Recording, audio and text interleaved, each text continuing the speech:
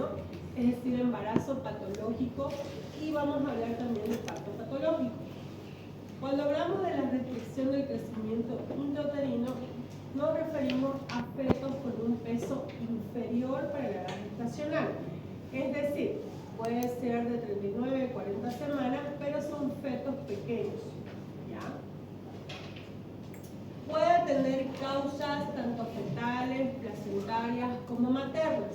Si hablamos de causas fetales, tenemos malformaciones cromosómicas, el embarazo múltiple, como son 2 o tal vez más bebés, entonces no reciben el mismo aporte, y lo que son las infecciones de torso, toxoplasmosis, rubiola, citomegalovir, hepatitis. Luego en las causas placentarias tenemos la insuficiencia placentaria asociada a alguna patología materna, es decir, que la placenta no tiene la capacidad de darle los nutrientes. ¿Qué pasó, hijo? ¿Qué te pasó?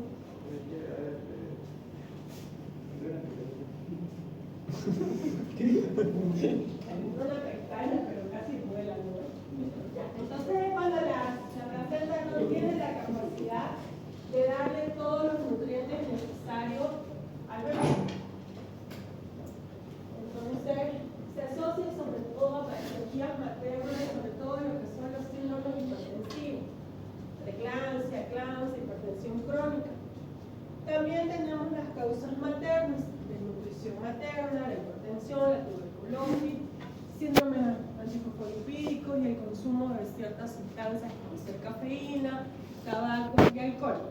El café está contraindicado en el embarazo por esta causa, ¿ya? Porque puede provocar restricción del crecimiento del feto. Puede ser simétrico o asimétrico. Cuando hablamos de simétrico, estamos hablando que esta RCIU, esta restricción del crecimiento intrauterino, es de causa fetal, es precoz y se relaciona con una disminución en todas las medidas del feto, es decir, perímetro cefálico, talla, peso, perímetro abdominal. Y cuando hablamos de asimétrico, estamos hablando que es de causa placentaria, es tardía y se va a caracterizar porque solo va a haber una reducción del peso.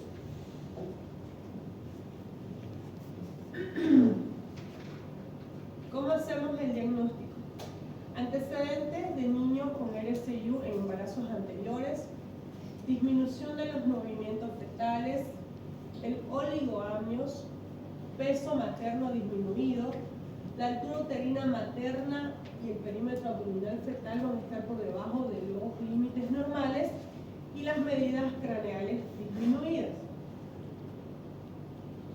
Cuando tenemos la sospecha de un RCIU, es decir, pacientes con una altura menor para la edad gestacional, pacientes que son preeclámpticas, pacientes que ecográficamente hemos ido viendo que en vez de aumentar el peso, este bebé va disminuyendo y sospechamos de lo que viene a ser un RCIU, entonces podemos solicitar lo que es el estudio Doppler, en el cual es una técnica no invasiva y hace una evaluación termodinámica del feto.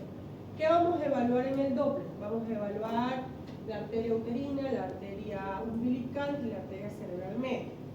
Con esto vamos a ver cuánto de flujo de oxígeno está recibiendo el feto, si está dentro de parámetros normales.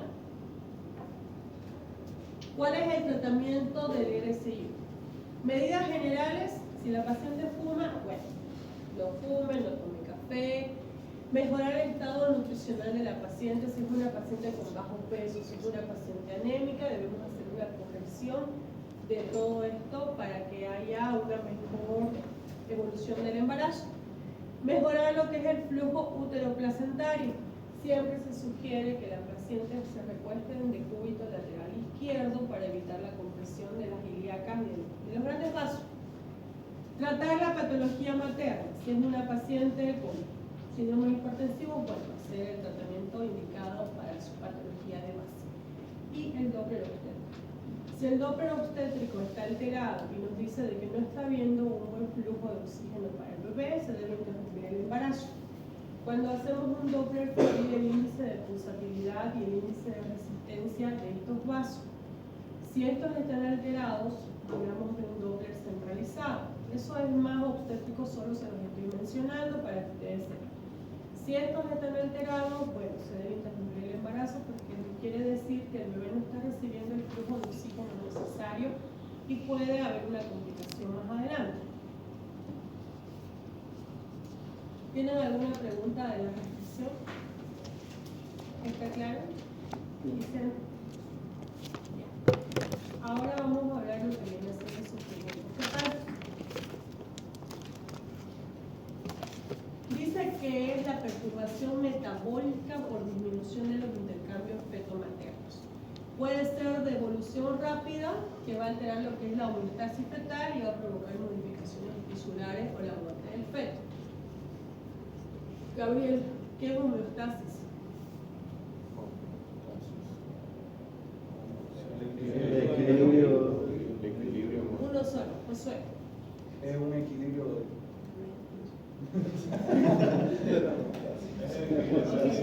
La homeostasis fetal es un equilibrio que hay en el intercambio. Puedo preguntarles en el examen, el sufrimiento fetal se caracteriza por hipoxia, por hipercamia y por acidosis metabólica. ¿Ya? Hipoxia, hipercamia y acidosis metabólica.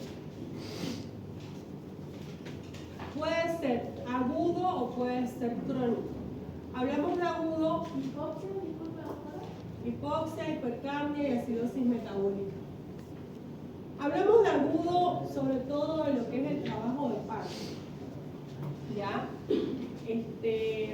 Cuando hay bolsas rotas pueden provocarse durante el trabajo de parto lo que son los sufrimientos fetal. Viene la cabeza, la bolsa está rota, la cabeza empuja a lo que viene la contracción, hay una compresión cefálica y eso puede provocar un sufrimiento. ¿Ya? Hablamos de crónica cuando disminuye el crecimiento del feto por un aporte insuficiente de parte de la placenta, ¿no? Que es de forma prolongada. Ahí está. La fisiopatología se basa en la alteración de la homeostasis materno-fetal, del intercambio que hay entre la madre y el feto. Cuando hablamos de fisiopatología, dice que va a haber una hipoxia. ¿Qué es la hipoxia, Isabel?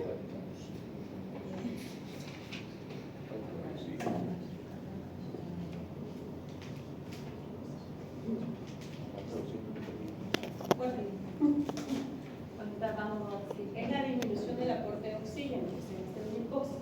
Al haber una disminución del aporte de oxígeno, va a haber una retención de hidrogeniones y va a causar una. ¿Qué es la hipercamia? Gabriel. ¿Qué es hipercamia? Hipercamia es cuando hay mucho acidosis o CO2. Exactamente. Como les decía, va a haber una retención, no se van a eliminar los hidrogeniones y va a causar una hipercamia. La hipoxia nos va a llevar a una hipercamia y la hipercamia va a llegar a ser una acidosis metabólica. Ahí dice, disminuye el consumo de oxígeno y aumenta los hidrogeniones. Y vamos a poder ver este tipo de monitoreo. Este es un monitoreo fetal, esta es la frecuencia cardíaca fetal y estas son las contracciones o dinámicas uterinas.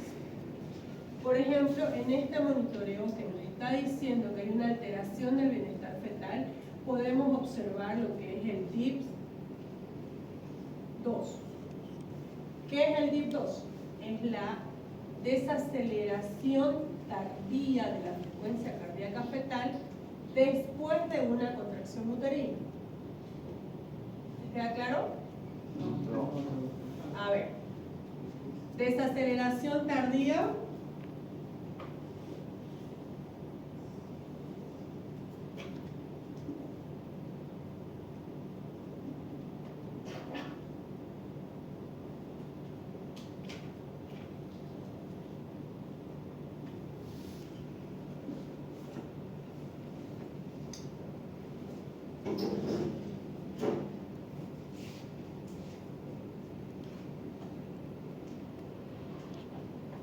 Entonces, desaceleración tardía de la frecuencia cardíaca fetal después de la contracción. Miren, acá hay una contracción y luego de la contracción viene la desaceleración. Si ustedes ven eso en un monitoreo fetal, hay una alteración del bienestar fetal. Eso es una indicación de interrupción del embarazo. ¿Podría decirse una intolerancia a la contracción? Exacto. Cuando hay una paciente en un trabajo de parto, muchas veces hacemos la prueba de POSE. ¿Vieron la obstetricia 1? No. La prueba de POSE es la prueba de tolerancia a la oxitocina. Se coloca oxitocina y se va monitorizando para ver cómo responde el bebé a la contracción uterina. Cuando hay una contracción, al contraerse los músculos no le debe un aporte de oxígeno al bebé. Entonces hay que ver cómo responde él, cómo se adapta ante esa contracción. Entonces, cuando hablamos de un DIP2, viene a ser una desaceleración tardía de la frecuencia cardíaca fetal luego de la contracción uterina. Se lo considera patológico y es indicación de interrupción del embarazo. Si tú ves eso, estás en un primer nivel y ves ese DIP, tenés que referir porque el bebé puede ubicarse. Como también, no. Antes se decía es un sufrimiento fetal, ahora se le dice alteración del bienestar fetal, porque muchas veces se abre y el líquido está claro, el bebé está bien, entonces, pero el papel hay que mandarlo y en el papel se ve que hay un DIP2. ¿Les quedó claro? Entonces sería Puedo preguntarles en el examen qué es el DIP2 o puedo decirles en su práctico dibujen un DIP2. ¿Cómo que vos no? ¿Y cómo van a saber entonces si ven un monitoreo fetal y ven un DIP2? ¿Lo mandan a su casa? Le damos la opción de operar. hay una indicación de interrupción del embarazo, ¿no? Sí, es una alteración del bienestar fetal. Pero eso de acuerdo dependiendo de la edad.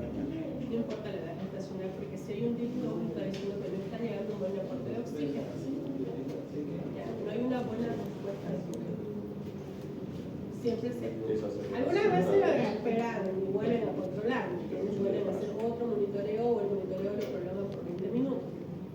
En esos casos puedes hasta pedir un Doppler obstétrico. Yo le pregunto. Por ejemplo, si es 32 semanas, ya es un prematuro, que va a necesitar un incubador, podés pedir un Doppler obstétrico para que vean el índice de pulsatilidad y resistencia de la cerebral media y de la umbilical, que son las que nos sirven porque la uterina más que todo es los síndromes Después de la contracción. para la mamá. ¿Ya? Puedes pedir un Doppler para confirmar.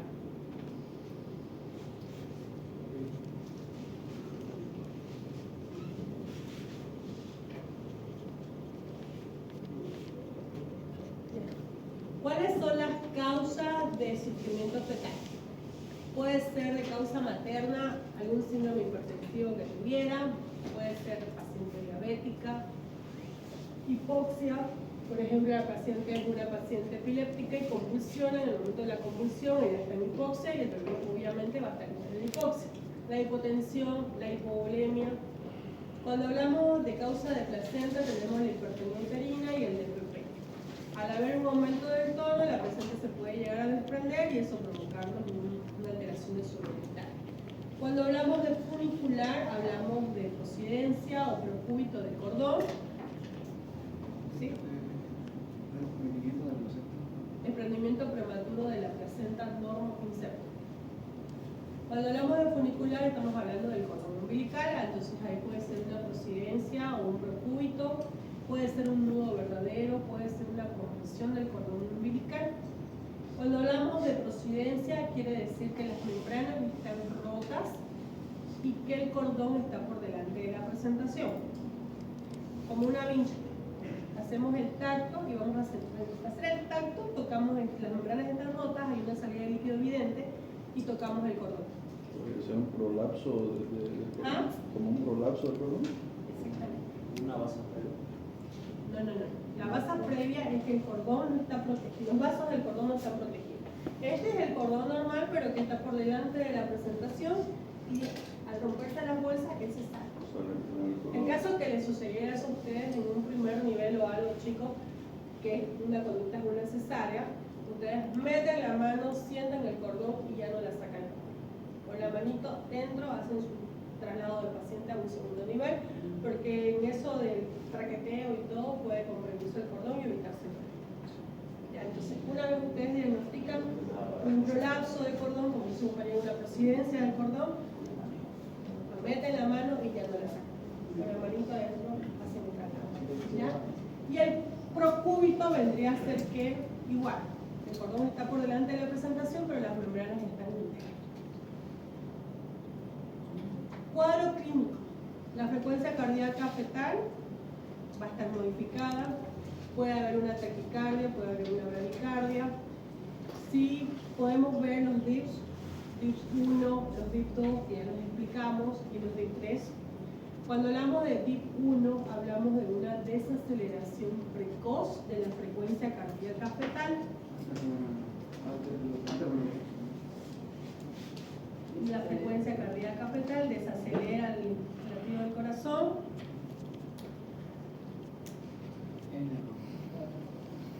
Este es el DIPS 1. Desaceleración precoz de la frecuencia cardíaca fetal que coincide con la contracción uterina. Eso es el DIP 1. No se lo considera patológico, se lo ve sobre todo en la compresión cefálica. Como les mencioné, puede ser que las membranas estén rotas, viene una contracción y al comprimir la cabecita hay una desaceleración que es de la fetal. Luego tenemos el DIP 2, que ya lo explicamos en la anterior diapositiva, y los DIP 3, que no tiene una relación con las contracciones uterinas, pero van a haber desaceleraciones en U, en V o en W. Pueden ver las desaceleraciones así en el monitoreo fetal.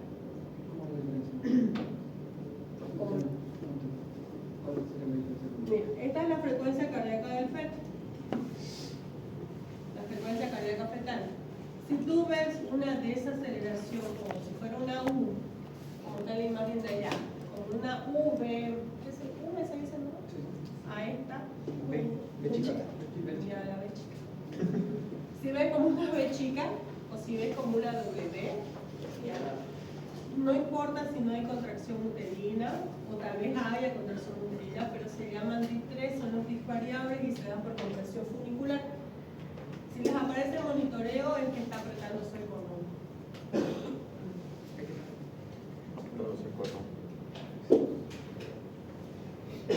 Y la presencia de mecol. Si se rompen las membranas y el líquido está meconeado, es un signo de que hay un sufrimiento fetal, una alteración de su bienestar fetal. ¿Por qué? Al no llegar buen oxígeno, va a haber una alteración a nivel del sistema simpático y parasimpático y va a provocar una relajación de esfínter. El bebé se va a hacer caquita intraútero y eso se llama mecol. ¿Ya? Conducta. Ante el diagnóstico de un sufrimiento fetal, es hora de cenar. ¿Preguntas? Complicaciones de sacar un prematuro por sufrimiento, un edema cerebral, convulsiones, una parálisis cerebral o también la muerte fetal. Y ahora vamos a ver lo que viene a ser el vómito fetal. La OMS lo define como la muerte del feto intraútero después de las 22 semanas de embarazo y con un peso mayor a 500 gramos. ¿Qué se llama si es menos de 500? Aborto. Entonces, la muerte es intraútero. Si el bebé nace y luego se muere, ya no es un vómito fetal. ¿Está claro? ¿Cuáles son las causas? Puede ser la reducción o la supresión de lo que es la perfusión sanguíneo-placentaria, se desprendió la placenta, hizo un DFP y no recibe oxígeno y sólido. La reducción del aporte de oxígeno al feto, se desprendió la placenta, la madre convulsionó, algo pasa con la madre, alguna puede ser que llegue la enfermedad. El aporte calórico insuficiente, un desequilibrio en el metabolismo de los glúcidos y acidosis.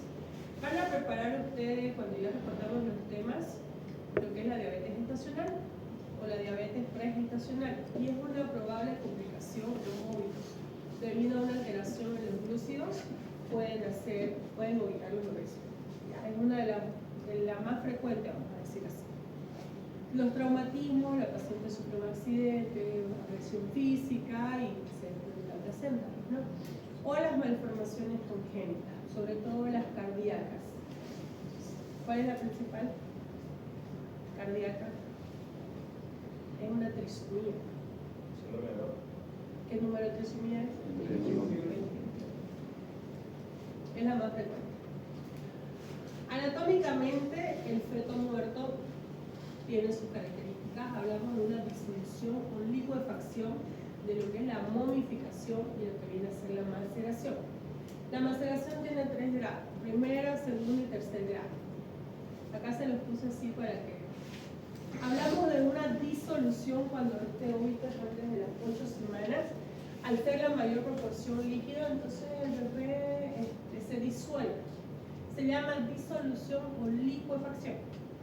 La momificación entre las 9 y las 22 semanas se puede evitar y no lo tomó en cuenta la paciente. ¿Desde cuándo se sienten los movimientos fetales? Desde las 16 a las 20 semanas la mamá ya percibe los movimientos fetales. Entonces, si ella no identifica que ya no se mueve el bebé y pasan los días, se puede momificar, se hace un feto papiráceo que se llama. Es como si fuera arcilla. Luego tenemos la maceración que se da a partir de las 23 semanas.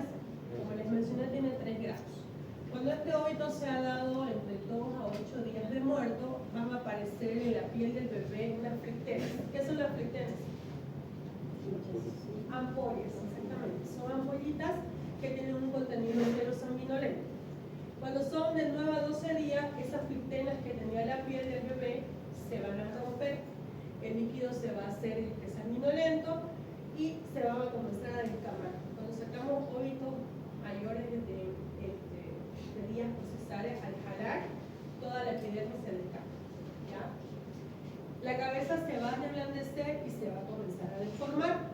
Y cuando hablamos del tercer grado es cuando son más de 13 días, los huesos de la cabeza se dislocan, el líquido se hace achocolatado, el cordón puede ser violáceo. ¿Ya? Esa es la característica clínica. ¿Cuáles son los síntomas funcionales y los signos locales? Funcionales, la mamá deja de percibir los movimientos del feto. Cuando hablamos de locales, pueden haber en algunos casos secreción de calostro, se lo puede considerar como local. El caso sangrado transvaginal, al querer ocultar la fetocardia, bueno, esta es negativa. Y la altura uterina del abdomen de la madre se va a detener. Ecográficamente podemos ver estos signos.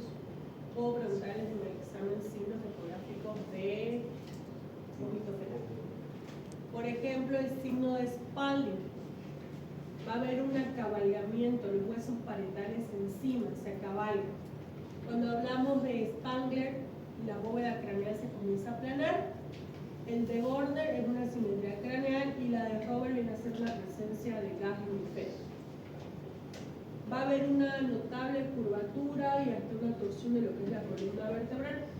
Muchas veces se hace la ecografía y el ecografista dice, el signo de limón. Al acabalgarse los huesitos de la cabeza es como un limoncito se hace. ¿Ya? Complicaciones. Coagulopatías de consumo, infección ovular, trastornos psicológicos. Obviamente cuando hay un óvulo fetal se hace un tratamiento en conjunto con la parte de psicología, por lo que afecta a estas mamás. No se las lleva a la misma sala donde hay una paciente que está dando de lactar, que está con un bebé llorando. Cuando hay un óvulo fetal debemos pedir fluorinógeno entre los laboratorios para ver que no está haciendo una, y obviamente el coagulograma, el TP, el PTA, para ver que no está haciendo una coagulación intravascular. ¿Alguien tendría que hablar de coagulación intravascular? ¿Seguro? Sí. Pero tendrían que hablarlo, ¿eh? Los medicamentos. De medicamentos. ¿Y de coagulación no? No. A ver, ¿a quién ponemos? El que no me mira.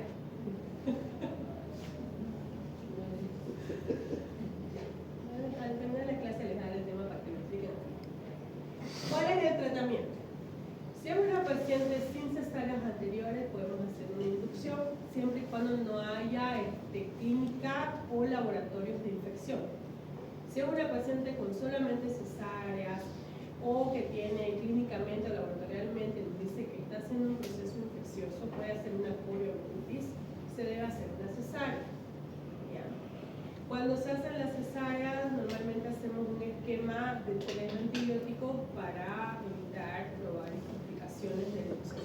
infeccioso. También se tiene que dar medicación para inhibir la lactancia.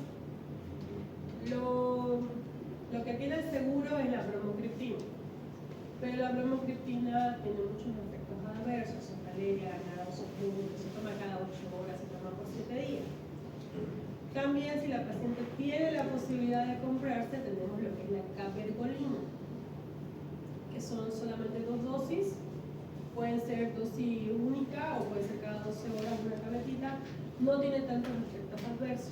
También se la orienta a la mamá que no haya estimulación de la mama, que trate de usar ropa ajustada para que no haya mayor producción, ¿no? ¿Tienen alguna pregunta? Cabergolina. Cabergolina. Eso Para inhibir la lactancia materna.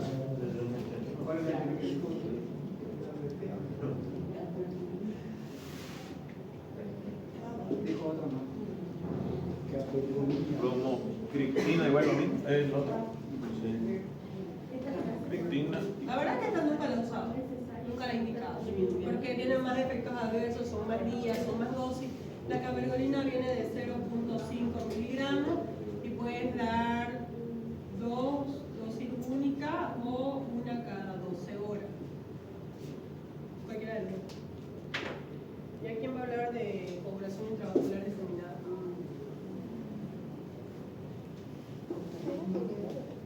Sí, la lactancia. Pero no anotaron. Bromocriptina. Y no tengo acá.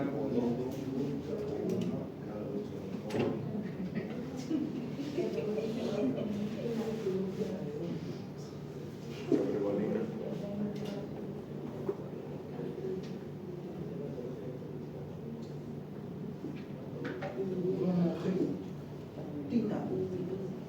Esta es la que normalmente se ocupa por el tema de los efectos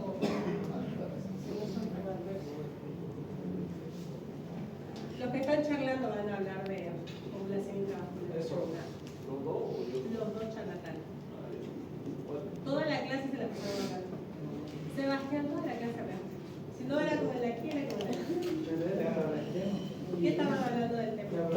Cristina se da 0.5, 2. ¿Se la creemos? ¿Se la creemos? O si no, No, mira, la cabergolina. El público dice que no. El público dice que no, así que ya. Los dos preparan ovulación intravascular diseminada. ¿Ok? El uno habla de factores de ovulación, el otro, vean cómo lo hacen, pero el otro muy bien. Y al que pilla charlando le voy a dar tiempo, porque se siente súper incómodo estar aquí y que ustedes estén aquí. Porque no sé si vienen por la resistencia o qué, yo estoy acá. Como niños de kinder lo voy a tratar. Acá, paciente de 26 años, es multigesta, 2 cesáreas anteriores, una pérdida, con embarazo de 35 semanas, refiere cuadro clínico de un día de evolución que se caracteriza por dolor abdominal intenso, con ausencia de movimientos fetales. Antecedente de haber sufrido caída de su propia altura, tiene una presión de 90-60, una frecuencia cardíaca materna de 95, el abdomen está globoso, con altura uterina de 31 centímetros, petrocardia no audible, dinámica positiva. Se realiza un rastreo ecográfico y no se observa foco cardíaco. Al tacto, cervix posterior, permeable, con sangrado oscuro, con coágulos. Adriana, por estar empezando, tu impresión diagnóstica. Óbito, no hay frecuencia. Ya, un óbito fetal, pero ¿qué más hay? No hay más. Diagnóstico ahí. Ya es un segundo parcial. Ahora ya me tienen que poner todos los Tiene impotencia. un DPP.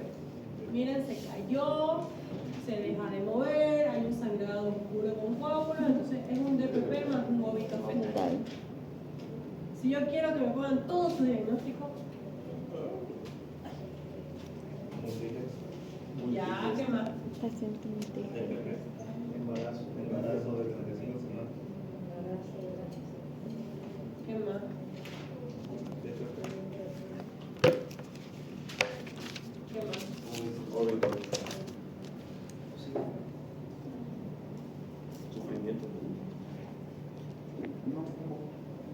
¿Podálico no es? Es dual diagnóstico. Iterativa también es diagnóstico. Y óbito fetal. En este caso, como dice que hicieron el rastreo ecográfico y no se observa fotocardia, puede ser óbito fetal de más o menos 35 semanas. Eliminamos embarazo entonces. ¿Dime? Tendríamos que eliminar el embarazo y ponerlo bajo. Porque ya está de Ya está muerto. porque dice que ya, o sea, no lo escuchan, no se mueve, hicieron una ecografía y no hay nada. Seguiría siendo Y embarazo. óbito fetal será como interrogado. Arriba de óbito, ¿para qué dice? Cesárea iterativa, tiene 2 cesáreas anteriores. Cesárea iterativa. Allá dice estas 4 cesáreas, 2, aborto 1.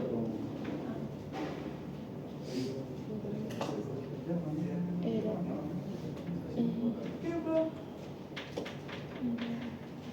¿Ya? ¿Listo?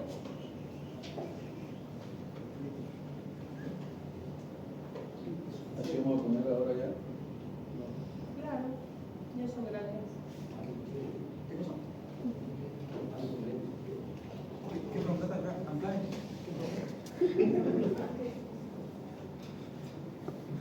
Así vamos a poner así los diagnósticos